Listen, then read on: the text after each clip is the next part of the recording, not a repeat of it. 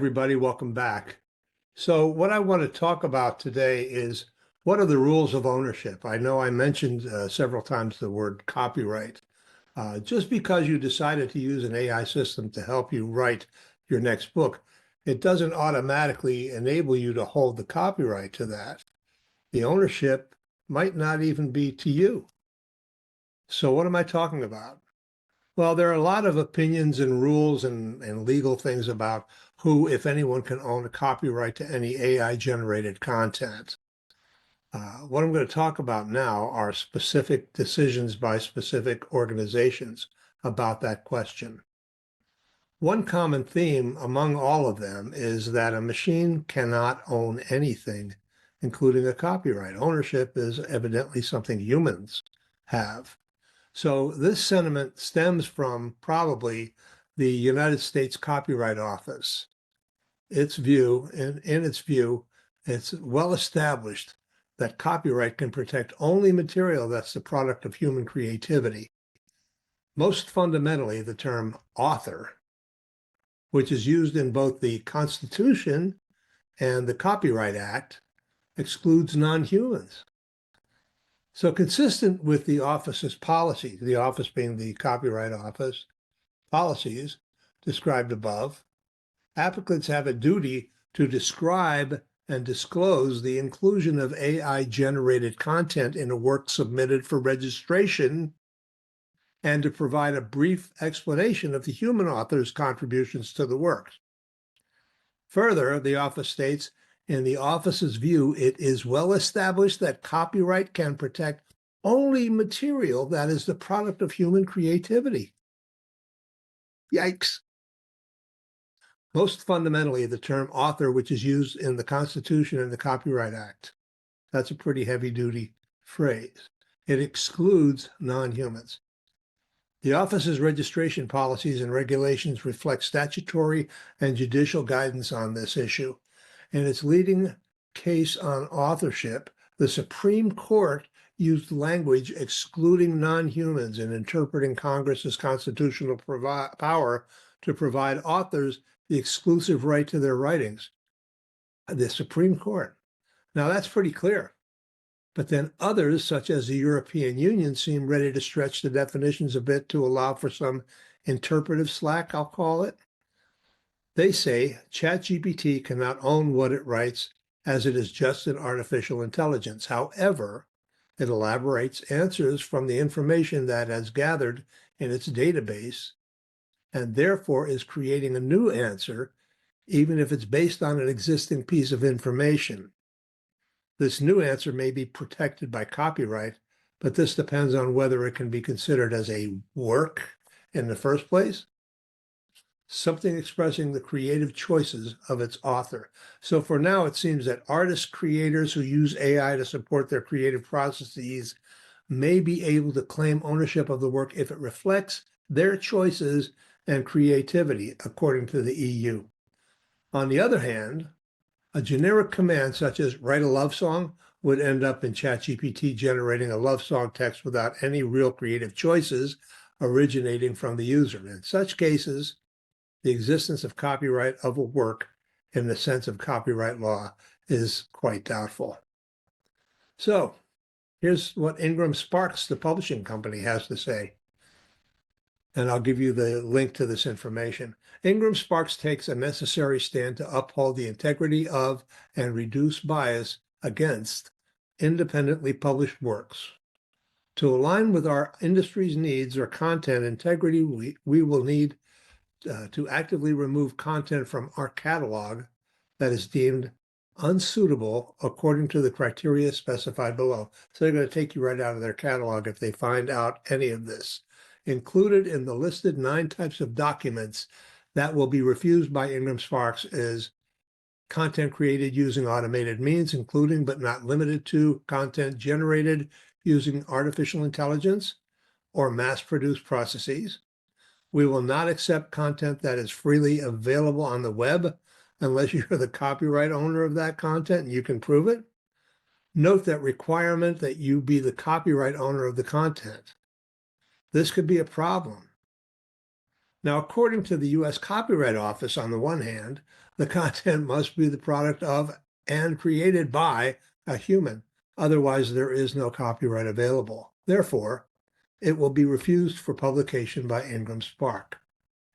Amazon KDP has a similar restriction. However, they offer a more specific statement. Amazon policy of artificial intelligence content as of 12/9/2024. And the link also will be down below for this information. And they say artificial intelligence, AI content, text, images, or translations, we require you to inform us of AI generated content, text, images, or translations when you publish a new book or make edits to and republish an existing book through KDP. AI generated images include cover and interior images and artwork. You're not required to disclose AI assisted content. We distinguish between AI generated and AI assisted content as follows. AI generated. We define AI generated content as text, images, or translations created by an AI-based tool.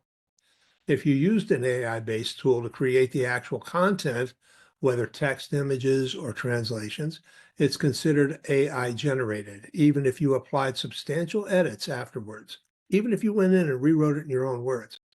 AI assisted is if you created the content yourself and used AI-based tools to edit, refine, error check, or otherwise improve that content, whether it's text or images, then it's considered AI assisted and not AI generated. Similarly, if you used an AI-based tool to brainstorm and generate ideas, but ultimately created the text or images yourself, this is also considered AI assisted and not AI generated. Let me read that one again. If you used an AI-based tool to brainstorm and generate ideas, but ultimately create the text or images yourself, this is your creation and it's AI assisted and not AI generated, so you can do it. It is not necessary to inform us of the use of such tools or processes. You're responsible for verifying that all AI generated and or AI assisted content adheres to all content guidelines, including by complying with all applicable intellectual property rights. So that means you got to get a copyright, doesn't it? And this is a very important statement. You are now aware that you will be held liable for any rights violations in any of the AI generated text you use in your product. You will be held liable for any rights violations. So plagiarism is all on you. It's not going to be on Amazon or KDP. So the common theme is vague, but we might sum it up as follows.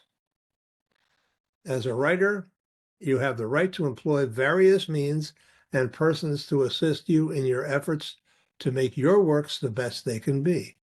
As a writer, you have that right.